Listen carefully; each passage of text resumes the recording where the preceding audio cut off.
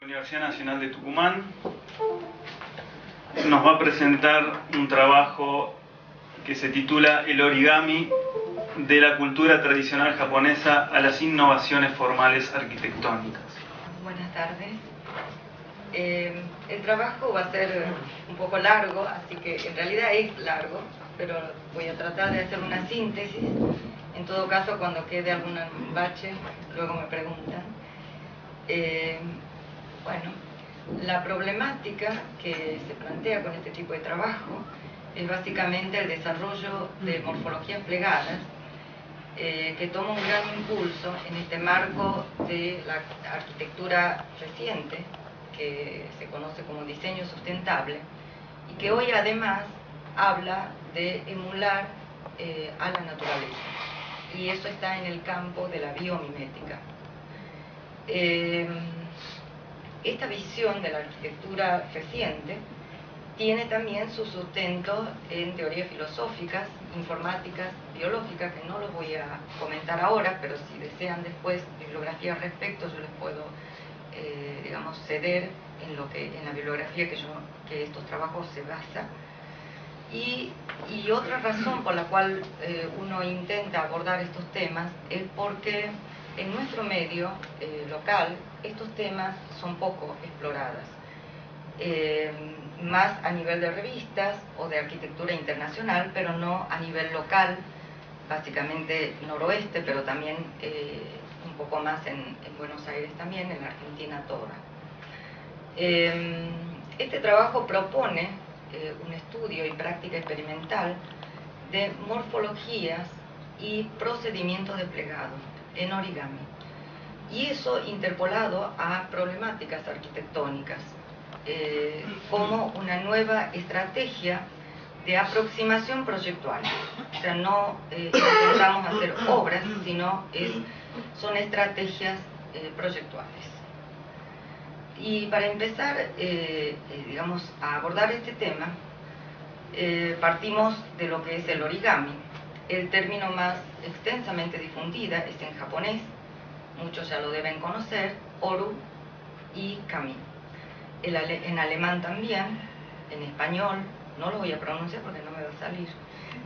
Bueno, y todos estos términos son términos diferentes en cada país, con su tinte, pero podríamos decir que tiene un uso indistinto, ¿no? Tienen un tinte distinto en cada país en cuanto a su desarrollo, origen, que algo les voy a contar hoy.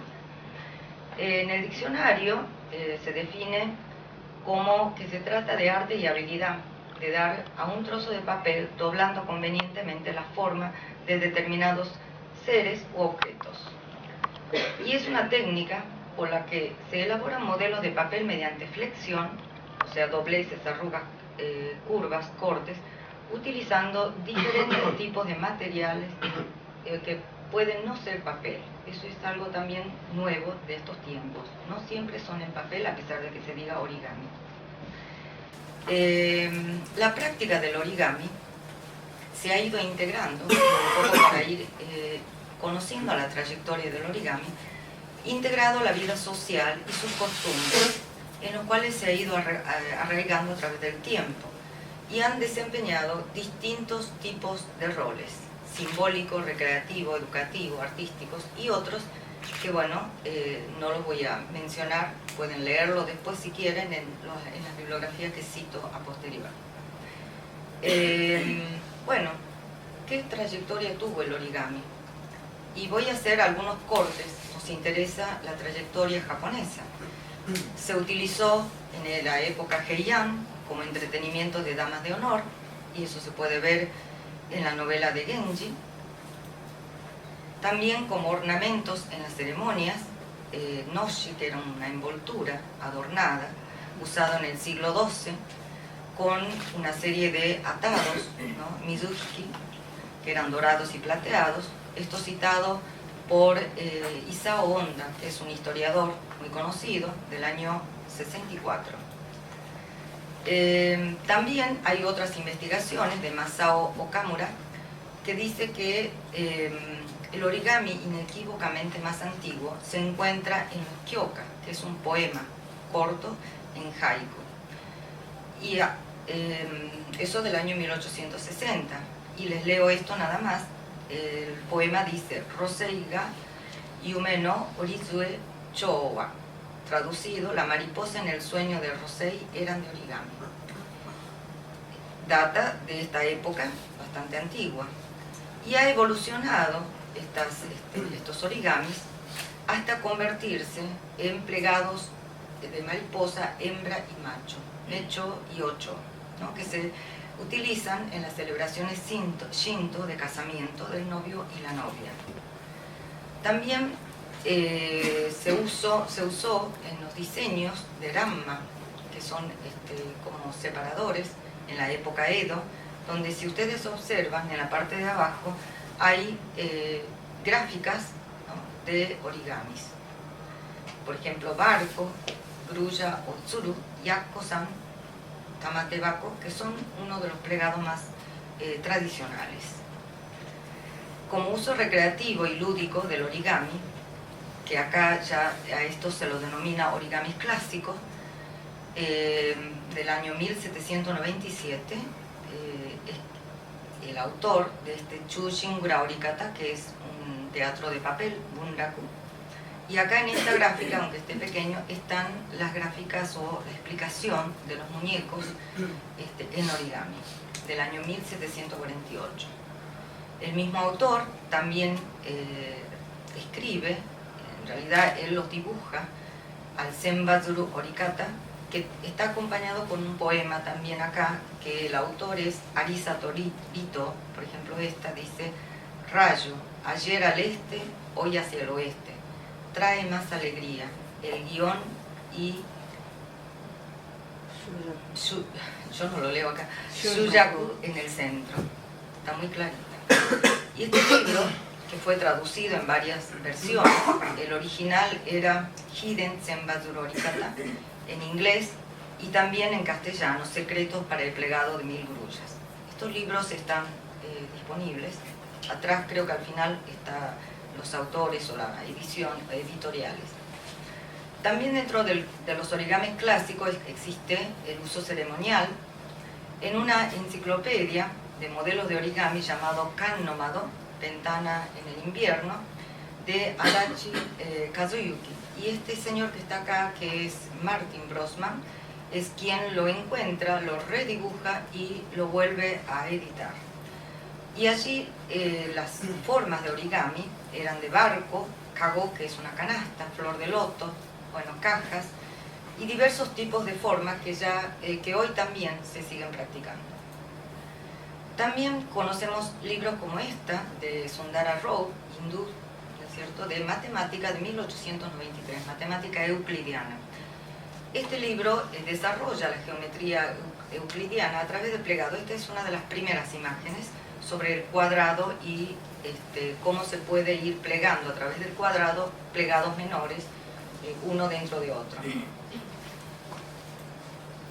En Italia, esto del año 1629, se utilizaba para decorar banquetes principescos. Este es uno de los libros muy, digamos, tal vez lo estudian los que hacen ceremonial, el Tratato de la Piegature. Son todos hechos de tela, pero con un diseño de plegado. También tuvo uso recreativo y matemático este plegado que se llama Trouble Wit o acordeón multiforme.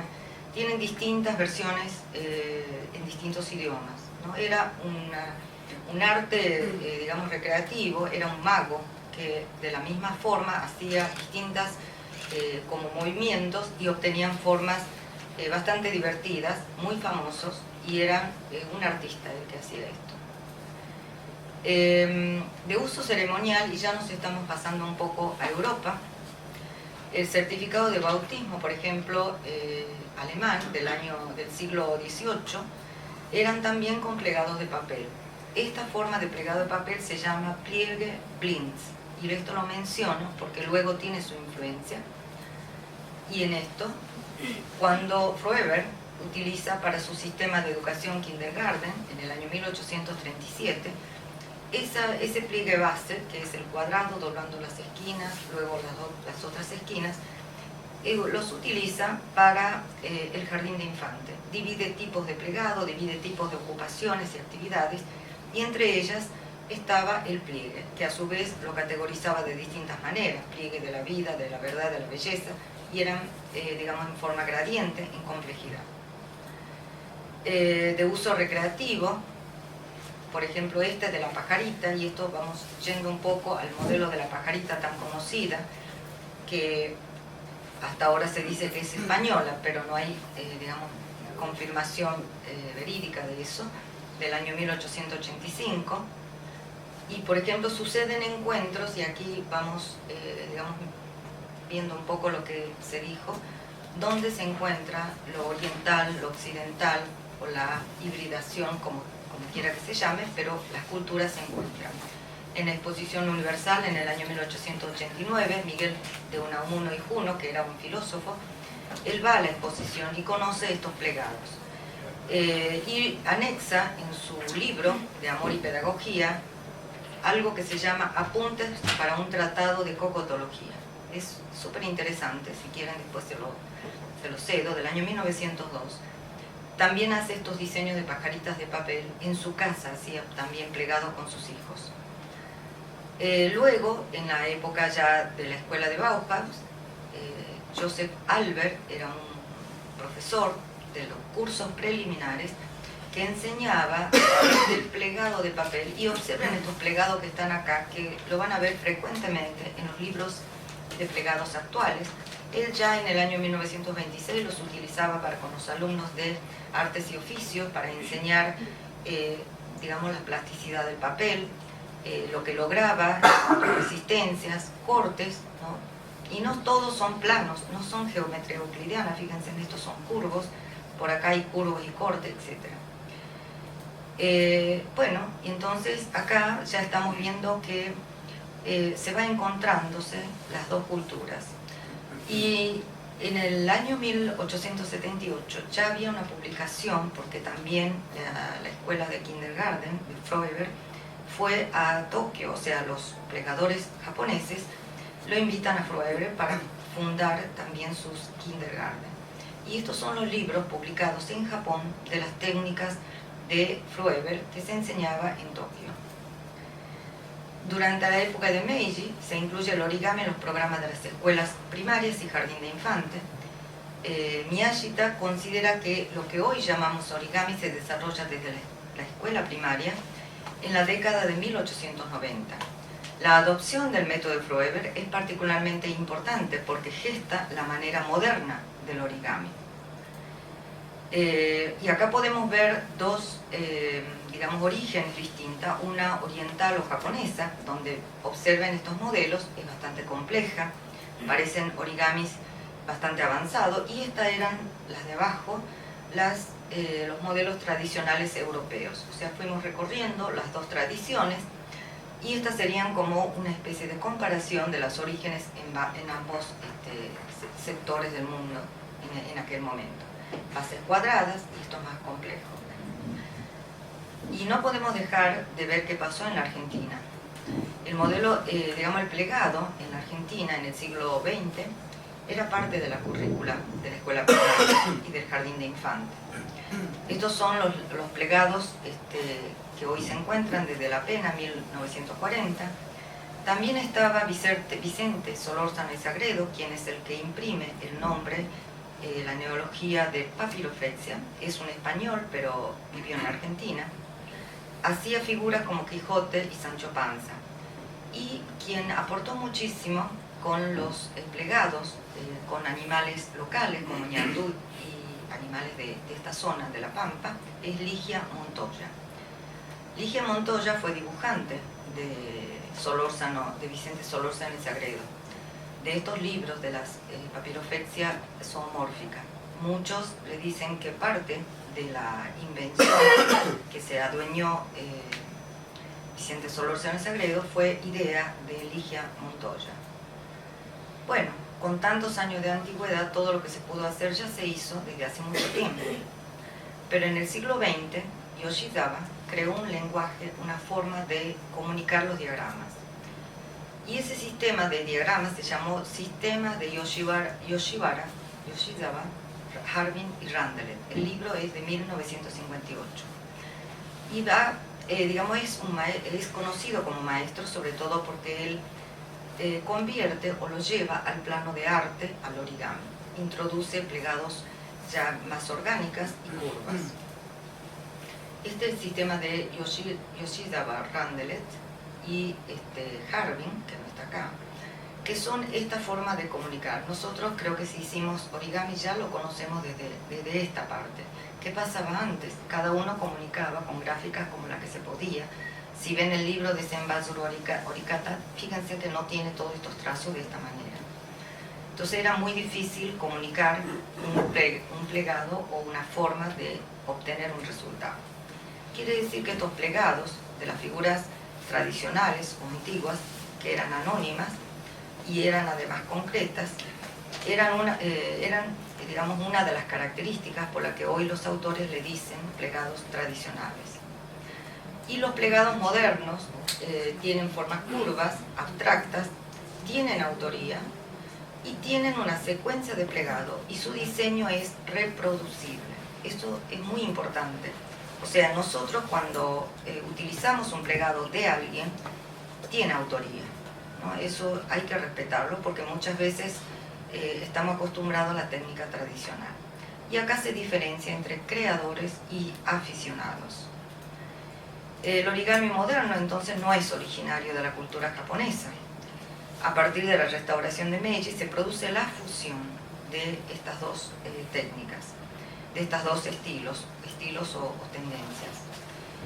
Hattori dice, como se puede apreciar, la derivación de la fusión de estilos del origami del Oriente y del Occidente es que vigoriza la propia tradición japonesa, y de acá es que yo saqué el título de esta presentación, proporcionando una amplia base para el origami creativo.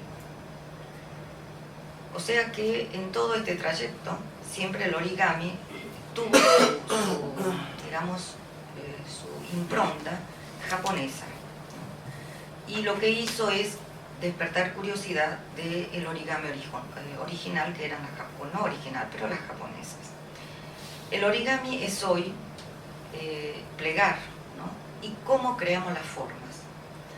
Nos lleva a hacer, fíjense en estas imágenes, ¿no? Todo esto se hace hoy ya, con un solo papel, por ejemplo esto también, se hacen esculturas. Ron Resch fue uno de los primeros que hace plegados y matemáticas, desarrollos matemáticos de distintas aplicaciones. Esto se llama arruguero, ¿no? Que son papeles arrugadas y formas, son todas esculturas. Y en la arquitectura, y vamos a empezar a ver el protagonismo que tiene en la arquitectura, también se basa en formas de origami para hacer una propuesta de envolvente exterior como este tipo. ¿Qué pasó en la arquitectura? Durante el siglo XX se ha ido construyendo arquitectura con morfología plegada. En los primeros años, justamente alentados por los materiales que se empezaron a inventar en aquella época, como el acero laminado, el hormigón armado, el vidrio plano, y cuyos autores le daban digamos, mucho crédito por sus formas resistentes y atractivos estéticos. Sin embargo, hoy el historiador Cejas dice que lo que pasa en la arquitectura es difícilmente clasificable. Bueno, por ahí no me sale ni el castellano. No me sale el japonés, no me sale el castellano. Qué cosa seria esto. En el año 1993, bueno, el autor, digamos, edita este libro que se llama Tendencias de la Arquitectura Contemporánea. Y él, un poco para tratar de ubicar históricamente lo que estaba pasando con la arquitectura, lo que dice, ya estamos en tiempo, bueno, es bastante complejo y largo esto, es que ningún arquitecto puede escapar de las influencias externas, ¿no? Y así es como en ese entonces surge la arquitectura que se llama The Folding in Architecture, que es el marco teórico de lo que viene ahora. Este es el libro. Bueno, estas son las obras precedentes. Voy a pasar rápido ya porque me paso de tiempo. son arquitecturas antes de esa referencia teórica que hice recién. Por acá está escrito cuáles son las características de estas arquitecturas plegadas. Y hoy tenemos otro concepto teórico, en el marco del cual también se desarrollan actividades plegadas, como la complejidad renovada, que pone énfasis en el carácter operativo. Y voy llegando, y estas son las arquitecturas que se hacen en ese marco. Y quiero llegar a esto. Bueno, también el enfoque biomimético, que es lo que ya dije, y con ese enfoque se desarrollan estas arquitecturas que ya empiezan a tener en cuenta los aspectos sustentables, el movimiento, ¿no?, de la envolvente que mueve, abre y se cierra. Bueno, y también hay una clasificación, esto después lo pueden ver, pero es por geometría y por procedimiento, es una clasificación que yo traté de hacer para poder aplicarlo en arquitectura, programas, sistemas gráficos. Y lo que hacemos es, en la Facultad de Arquitectura y Urbanismo, una propuesta de asignatura electiva denominada Arquitectura de Formas Plegadas, que es un desprendimiento de un proyecto de investigación que dirijo, o sea que hay otras integrantes que trabajan en lo mismo, que también es sobre plegado. Y se trabaja el concepto del plegado, incorpora las técnicas del origami, junto con ella también todo lo que hace a los aspectos teóricos, culturales e históricos de Japón, y se hace aplicaciones prácticas a temas de arquitectura. Bueno, ¿cuál es esa estrategia? Después, a los que les interese esto, les puedo explicar un poco más, pero hay una estrategia operacional a partir de la cual se trabaja, y se trabaja sobre el proceso de diseño comunes a todas las áreas. Por eso no entro en detalle sobre el proceso proyectual. Estos son puntos comunes en cualquier proceso, como plantear ideas, formalizar esa idea y materializar esa idea. Y acá están los subpuntos. Conclusión. Los procedimientos que promueven un diseño sustentable, cuyo objetivo sea además el buen uso de recursos naturales, se trata de una supervivencia a largo plazo, que debemos coexistir con la naturaleza.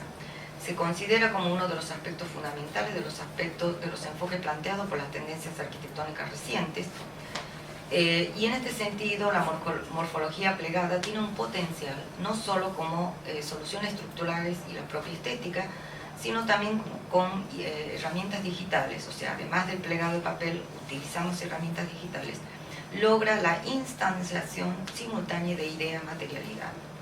Es decir, que las reconocidas técnicas del origami, de la cultura tradicional japonesa, hoy son más vigentes o están más vigentes que en su origen o en su creación. En la arquitectura no solo propician aspectos de morfología exterior, sino también sugieren alternativas de posibles ideas. La materialización a través de técnicas del origami digital y de papel facilitan la optimización de la conceptualización y la formalización de ideas de objeto arquitectónico, aportando rapidez y mejor comunicación. Y estos son los resultados de los alumnos de este cuatrimestre, de este año. Bueno, empiezan con planteo de ideas a mano alzada, técnicas de plegados de papel, y luego acá en técnicas digitales y las de papel acá abajo. Logran hacer también impresión digital, esto es en papel, o sea, algunos hacen impresión 3D, otros en papel. También hacemos exposiciones de los resultados en el hall de la facultad y en otros ámbitos. Bueno, hay muchísimas veces. Yo saqué la foto que se ven todos, pero hay de cada uno, si después ustedes lo quieren ver, les puedo pasar. Bueno, y las bibliografías están acá, si los necesitan, está a disposición. Bueno, gracias.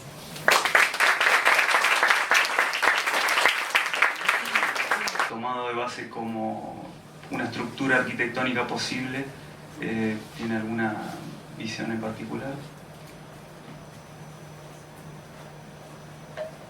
Bueno, la arquitectura es crear espacio, básicamente. O sea, lo que está en el exterior es la parte, digamos, de la envolvente, es importante tanto como el espacio. ¿Cuál es la particularidad que le brinda el origami a ese espacio, a diferencia de otros tipos de envolvente?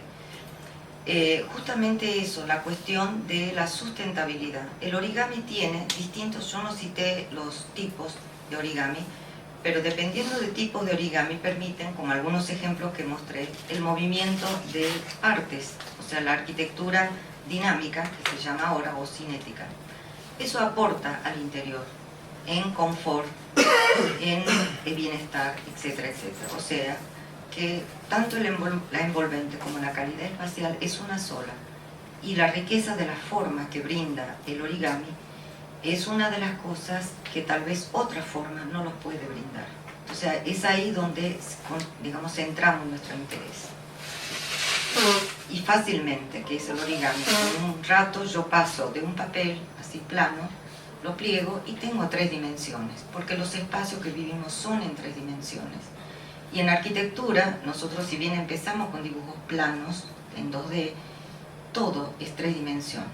Y algo que creo que tiene como riqueza es que, en el origami por supuesto, es que rápidamente nosotros tenemos las 3 dimensiones. O sea, un ancho, un largo, un alto. Y ahí se puede evaluar y apreciar la calidad espacial en los aspectos dimensionales, pero también a veces en los aspectos sensoriales. Y eso ya, en la medida que evolucione un poco más y esté más cerca toda la tecnología de fabricación digital, o sea, todo lo que se refiere a impresión 3D, más las máquinas de láser y demás, vamos a tener una real evaluación en modelos de origami, digamos, la calidad espacial brindada por esa forma. Entonces todavía nosotros estamos haciendo un estudio experimental incipiente.